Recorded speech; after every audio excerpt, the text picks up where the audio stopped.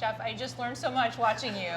Thank you. First of all, I'd never heard of Christmas lima beans before. Variable, yes. So is it almost like a different, when we talk about grapes, we talk about clones sometime? Yes. Is it sort of similar with these different varieties of beans? Same, yes. I believe most lima beans have a general kind of flavor profile, kind of like Pinot Noir, whether it comes from New Zealand or it was grown in California. They'll have stylistic differences. However, you'll say that's a Pinot. It smells like a Pinot. So same thing with the lima beans. If properly cooked, like we spoke about, it should taste like chestnuts.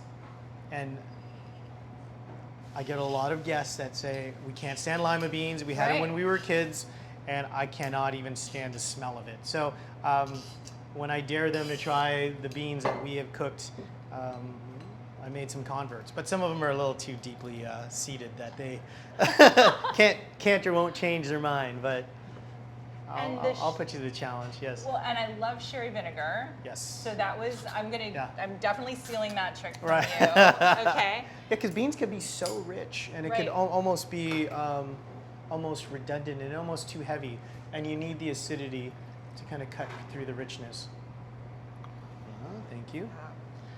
So we have a Rioja here. So I think, well, I can't wait to try this together, but I think that, the style of this wine, I think, kind of reminds me almost of your approach to this dish, in that, like, Rioja, I think we think of being very traditional region, but actually there are very modern, innovative expressions.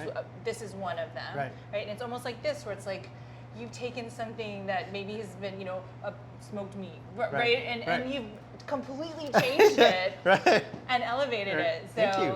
I think this will be fascinating together. But one of the things I really like about this particular producer, so while they are sort of a more modern, innovative producer, they date back 5 generations of winemaking. Yes. This particular site sits at about, I think, 1,800 feet elevation. So again, a lot of freshness to the wine. And it's unusual in that in Rioja, we often think of multi-variety and often multi-vineyards in the wine. Yes. But this is 100% Tempranillo, and it's 100%, it's a single vineyard. So a little bit unusual in that regard. Cheers. So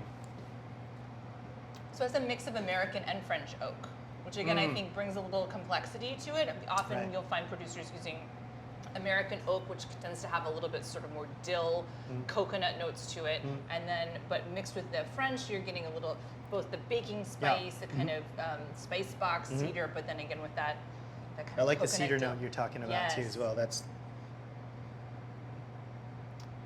ooh, it's lovely. And a little bit of smokiness too, which I think is okay. Hence, that's why we went for that dish. All right. So You could use a knife, but I don't need to. Really, you I you may definitely not don't need need to. You may This not is like need to. beautiful texture, like Thank butter. you. All right. So should I do a little bit of everything? Absolutely. And have some of the cuisson, which is the cooking liquid. Okay. Sure, I get some of that.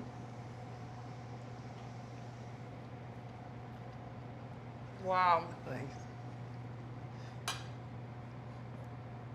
It is like a chestnut. Yeah. Right. Right? Exactly. Cheers. Do you like that? You like it? Good. I'm glad you dug it. It's good. Totally surprising. It really, it just melts. It just goes, right? It's amazing.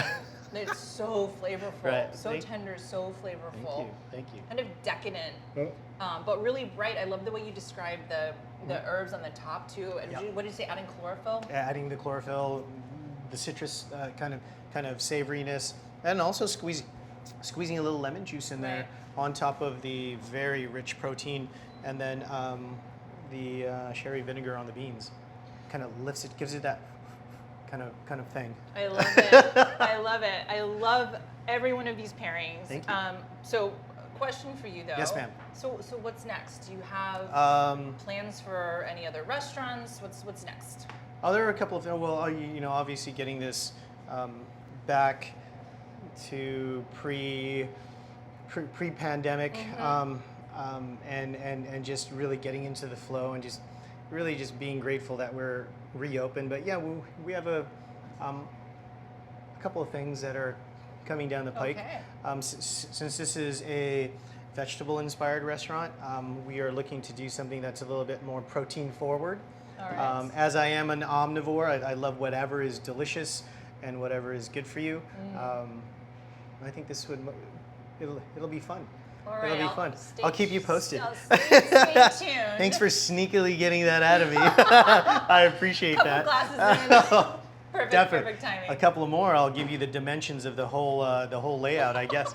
I'm just kidding. Thank you so much. Well, I hope you enjoyed this, and Thank Chef, you. thank you so much. Cheers. Cheers. Cheers. Cheers.